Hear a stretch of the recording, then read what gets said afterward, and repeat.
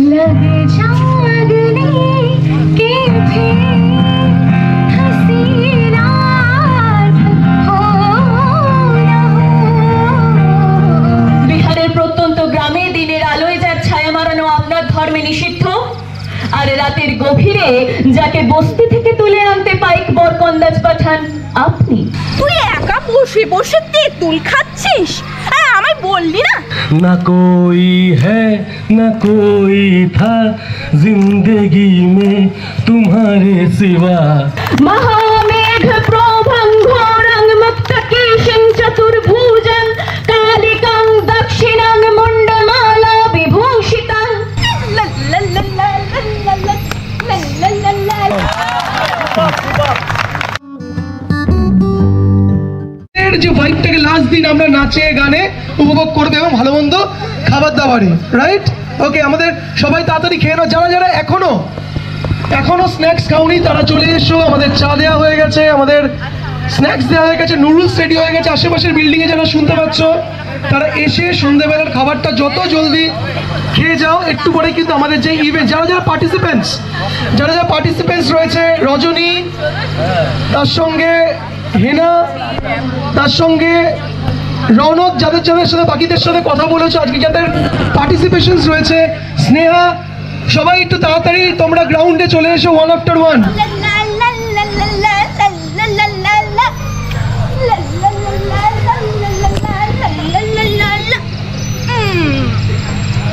এই যে তোমরা সবাই জানো আমি কে?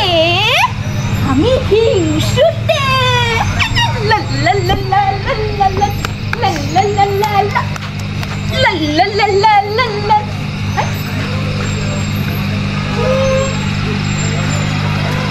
ওটা সতীশ যাচ্ছে না? হ্যাঁ তো। আরে সতীশ, আরে শুনতে পাচ্ছিস? আয় এদিকে, শোন শোন শোন শোন শোন শোন শোন। মা, ওটা কি রে তোর হাতে? দে না। দিবি না তো? দে। ঠিক আছে, নাই দে। দিবি না? মা, তুই একা বসে বসে তেঁতুল খাচ্ছিস, আমায় বললি না? কেউ জানে না আমি তো হিংসুটে। কেড়ে খেতে, লুকিয়ে লুকিয়ে খেতে বড্ড মজা হয়। এই যে দেখো কিভাবে খাচ্ছি। লা লা লা লা লা লা লা লা লা লা লা লা। মা, আমি কিছু দেখতে পাচ্ছি না। কেন? কি হলো আমার চোখে? আমি কিছু দেখতে পাচ্ছি না কেন? আমি তো হিংসুটে। আমি সত্য, আনন্দ, জ্ঞান কিচ্ছু সহ্য করতে পারি না। কেন দেখতে পাচ্ছি না? হে ঈশ্বর, ওটা ওটা ওটা কিসের আলো? আমি তো কিছু দেখতে পাচ্ছি না, পাচ্ছি না। বাঁচাও বাঁচাও বাঁচাও, শেষ হয়ে যাচ্ছি।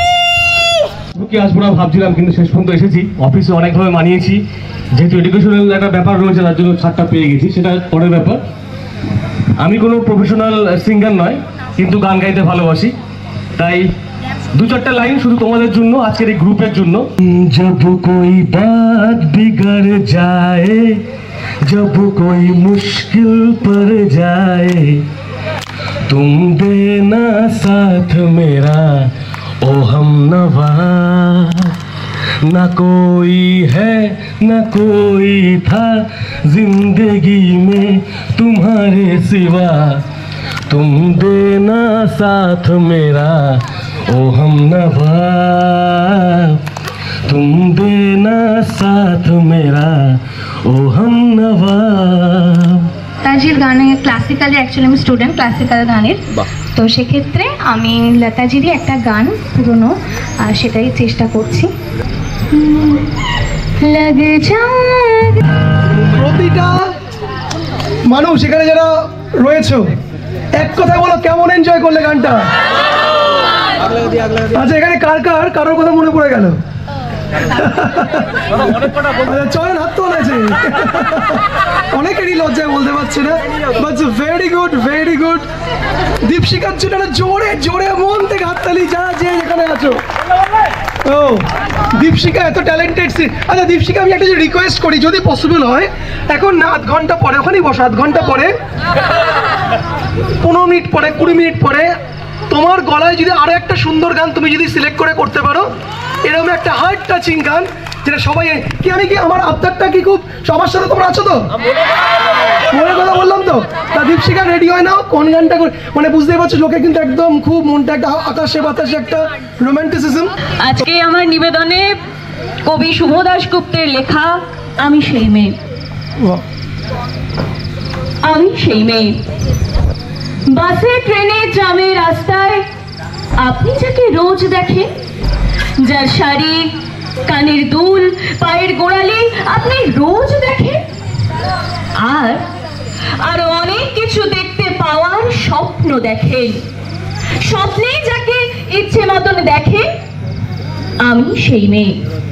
বিহারের প্রত্যন্ত গ্রামে দিনের আলোয় যার ছায়া মারানো আপনার ধর্মে নিষিদ্ধ, আর রাতের গভীরে যাকে বস্তি থেকে তুলে আনতে পাইক বরকন্দাজ পাঠান আপনি, যার জন্য অপেক্ষায় অধীর হয় আপনার রাজকীয় লাম্পট্য, আমি সেই মেয়ে।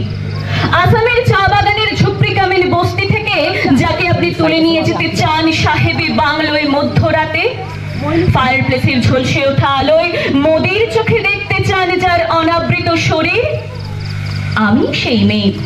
রাজস্থানের শুকনো উঠোন থেকে পিপাসার জল আনতে যাকে আপনি পাঠিয়ে দেন 10 মাইল দূরে সরকারি ইদারায়, আর 20 মাইল হেঁটে ক্লান্ত বিধ্বস্ত যে রমণী ভরা কাঁখে ঘরে ফিরলেই যাকে আপনি বসিয়ে দেন চুলার আগুনের সামনে আপনার রুটি বানাতে, আমি সেই মেয়ে। আমি সেই মেয়ে যাকে নিয়ে আপনি মগ্ন হতে চান গঙ্গার ধারে কিংবা ভিক্টোরিয়ার সবুজে কিংবা সিনেমা হলের নীল অন্ধকারে, যার চোখে আপনি এঁকে দিতে চান ঝুঠা স্বপ্নের কাজল, আর ফুরিয়ে যাওয়া সিগারেটের প্যাকেটের মতো যাকে পথের পাশে ছুঁড়ে ফেলে দিয়ে আপনারই ফুল সাজানো গাড়ি শুভ বিবাহ সুসম্পন্ন করতে ছুটে যায় শহরের পথে।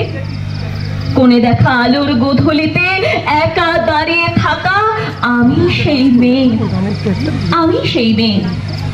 এমনকি দেবতারাও যাকে ক্ষমা করেন না, অহংকার আর শক্তির দম্ভে যার গর্ভে রেখে যান কুমারীর অপমান, আর চোখের জলে কুন্তি হয়ে নদীর জলে বিসর্জন দিতে হয় কর্ণকে, আত্মজকে, আমি সেই মেয়ে।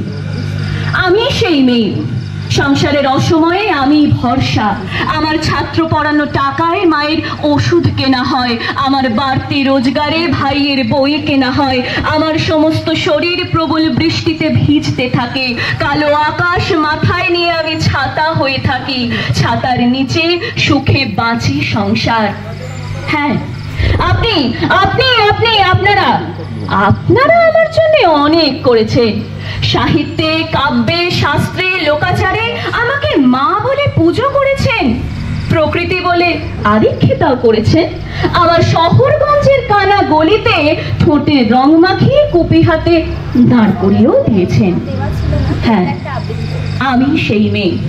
একদিন হয়তো হয়তো একদিন হয়তো অন্য কোনো একদিন আমার সমস্ত মিথ্যে পোশাক ছুঁড়ে ফেলে দিয়ে আমি হয়ে উঠবো সেই অসামান্যা।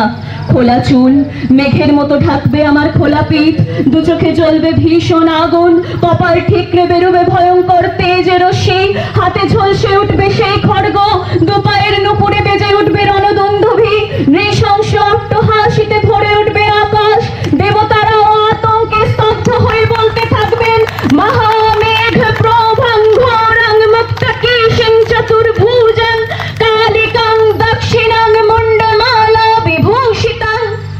বিভৎস দাবানলের মতো আমি এগোতে থাকবো, আর আমার এগিয়ে যাওয়ার পথের দুপাশে মুন্ডহীন অসংখ্য দেহ ছটফট করতে থাকবে। সভ্যতার দেহ, প্রগতির দেহ, উন্নতির দেহ, সমাজের দেহ। হয়তো আমি সেই মেয়ে, হয়তোবা। ধন্যবাদ। অসাধারণ। It's a piece of speechless performance. এই কবিতাটার সঙ্গে ইন্টারেস্টিং স্টোরি তোমাদের বলি। আমার আবৃত্তি বা রিসাইটেশনের সঙ্গে আমার পরিচয় বা ঘনিষ্ঠতা বা বোঝা বা বোধ জেগে ওঠা এই কবিতাটা নিয়ে। কীভাবে? তার একটা কারণ আছে। কোনো একজন কোনো এক সময় বহু বছর আগে এই কবিতাটির একটি হার্ড কপি আমাকে দেয়। তো কবিতাটা আমি পড়ি আমার মতন করে, বা যেটা হয় যারা কবিতা যারা পড়ে না বা বোঝে না, তখন আমি একদম ছাত্রসুলভ পড়ে কবিতাটি কোনো রকমই ভালো লাগেনি, কী কী লেখা আছে, আমি সেই মেয়ে বারবার বলা হচ্ছে।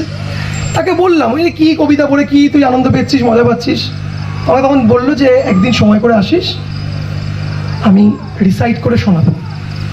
তো তাদের বাড়িতে যখন গেলাম, এই কবিতাটাই প্রথম আমাকে কোনো একটা সময় রিসাইট করে শোনানো হয়েছিল। এবং বিশ্বাস করো, মানে গুজবাম্পস আমার এখনও মনে আছে। সেই দিনকে প্রথম এই কবিতাটি শুনে আমার চোখে জল এসেছিল।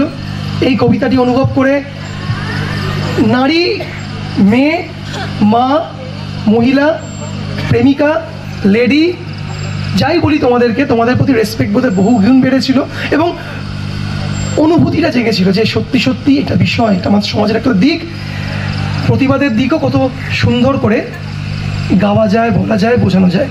তা রিসাইটেশন বা কবিতা তারপরে প্রচুর শুনি, ভালো লাগার জন্য, বোঝার জন্য, অনুভূতিটাকে বারবার অনুভব করার জন্য। তাই এটা ছোট্ট একটা গল্প তোমাদের বললাম। এই কবিতাটি প্রথম রিসাইটেশনের সঙ্গে আমার পরিচয় ঘটায়।